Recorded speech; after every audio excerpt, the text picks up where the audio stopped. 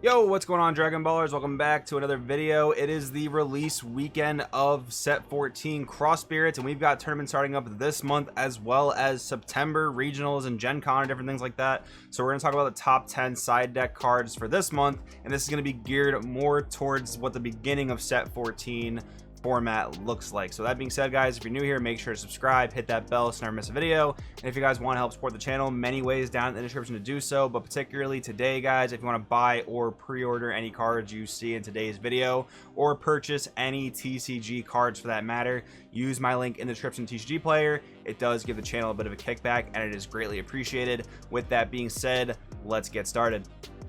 All right, the first thing I want to highly recommend to you guys is to put these cards in your side deck, even possibly like a 1 to 2 of tech main board, and those are your different assortments of extra cards that counterplay things for cheap. So in regards to Super Kamehameha and the set 8 ones, you've got Super Kamehameha, you've got Absolute Release Ball and Focus Breakthrough.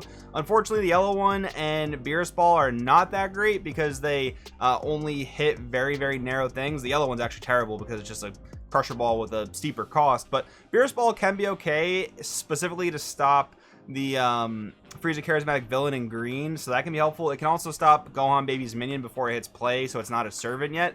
But Super Kamehameha, Absolute Release Ball, and Focus Breakthrough are just way more applicable, both in stopping your opponent's floodgates, like against Blue Baby, for example, and against red green decks playing Piccolo Jr. Eradicator of Peace, and they just come up in other scenarios as well. Different options that you have for like yellow, for instance, Tyrannical Blow just negates the play of any 3 cost and also stops the effect of a unison your opponent controls at that point.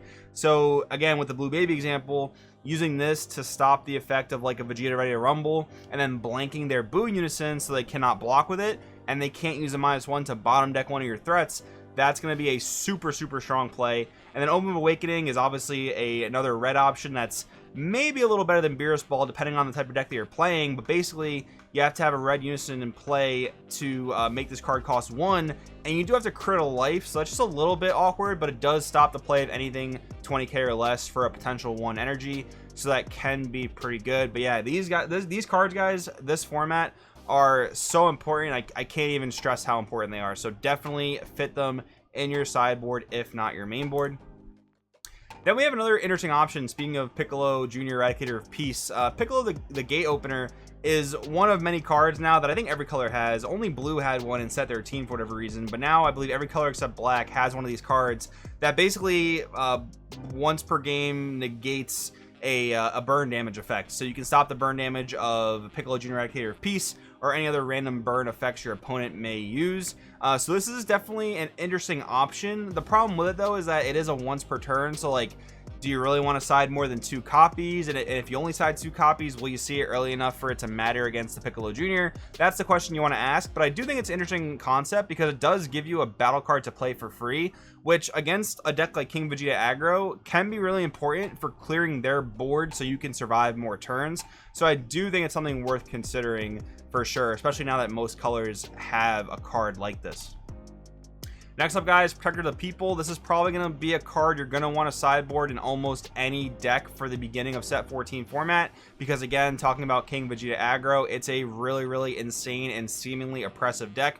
I'm fairly certain that things will arise that will counter that strategy and maybe push it out of the meta just a little bit, but the nice thing about it is it does swing with relatively small attackers for the most part.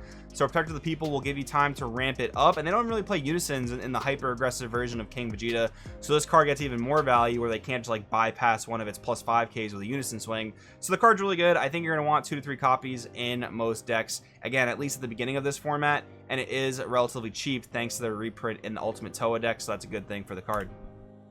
Then we have Flying Nimbus. So the reason I'm recommending this, it is very niche. Again, only yellow can play it, and normally I try to keep this very generic, but I'm going to recommend Nimbus here because it's finally decent again after not being so good for most of the Unison Warrior block.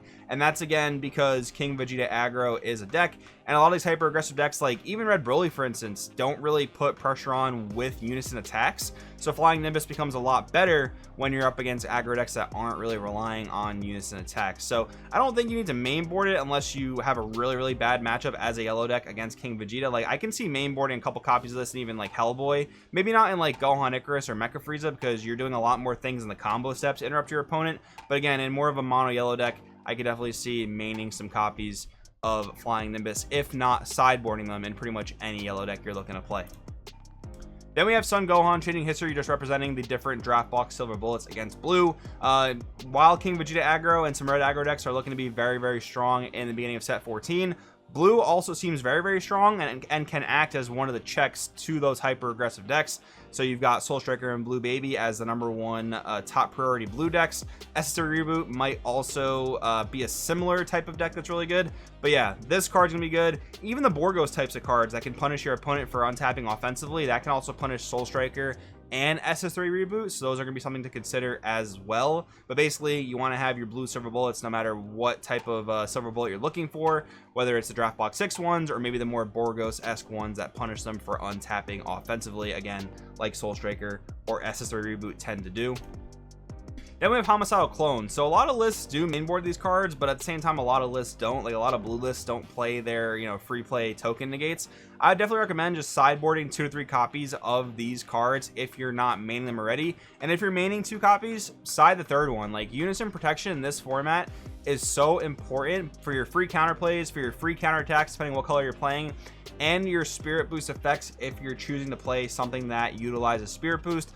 Like Soul Striker, for example, you might not be maining the Chilled Army Reinforcements card, but if you are up against a matchup where they have good Unison Clear, maybe a green deck, for example, that can do that, you're going to want your copies of that card to protect your Unison so you can make sure you can resolve your Tapion Spirit Boost card. That's going to be a really important thing.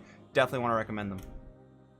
Then we have Jiren Survival of the Fittest. Again, we're talking a lot about red King Vegeta aggro and blue decks with big boss monsters. The main big blue boss monster for Blue Baby in particular is Android 17 Turning the Tide.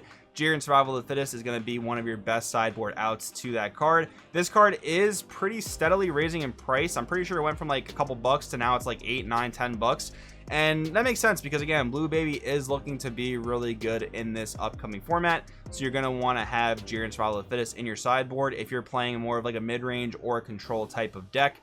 If you're playing aggro and you have certain ways to answer that floodgates like we talked about in the beginning of the video, you may not need this card. But again, if you're playing a slower type of strategy, you're going to probably want Survival of the Fittest in your side deck as like a 2 of. Then we have Quetzalcoatl Mechanical Courage. This card's okay. It's kind of weird because it's not like the best against Blue Baby. It's okay. It can hit their Ready to Rumble. It can hit Mechiorb if they play it, but it doesn't hit Gohan Baby's minion because of the Servant giving it the 25k immediately. But it is actually good against your Arrival based matchups, and I think Blue Yellow is still going to be pretty solid. You have Mecha Frieza that'll continue to play Blue Yellow, as well as Gohan Icarus and maybe some other yellow adaptations of Blue Yellow as well. Koitsukai can be really good against those decks. People might even continue to play King Piccolo if it proves to be decent enough with the drum limit to 1, so that's another good reason to play the card. And it can just be generally good against your opponent's topos. The new Boo Topo, Unadulterated Malice in green. So the card just can be very, very good out of the side deck for sure.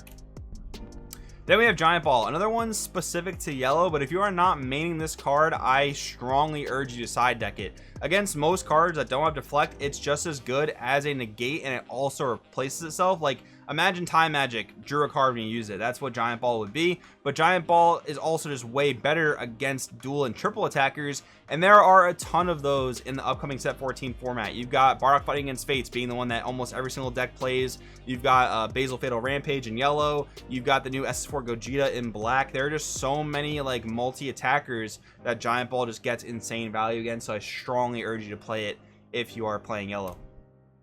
And then we have Ultimate Dark Dragon Slaying Bullet as the last recommendation for this, guys. We have Counterplay. If your opponent's playing a Unison card, they may either remove a marker from it for every 2 cards in their drop in Warp, or place it in their drop area instead of playing it. If they don't, your opponent can only attack 1 more time for the turn. Activate main/battle, limit 1. If your opponent chooses one of their battle cards, and energy costs less than the number of cards in their drop in Warp, and sends it to the owner's Warp. So the thing here is you're going to put your opponent in a bind of either losing their Unison or only getting 1 more attack for the turn.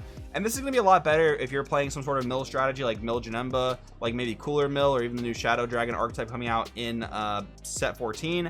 But besides that, you can also be playing against something like that's mill based, like a Vegex, like a Dark Broly, and they're trying to play a Unison. You can negate it, or just stopping them from attacking you multiple times can be very high value. There's one more card I want to talk about in this video, guys, though, and that is going to be Dark Power Black Mass Sand. This is the 11th card, more of an honorable mention. Normally this card always makes the conversation. We're talking about side deck cards for the format.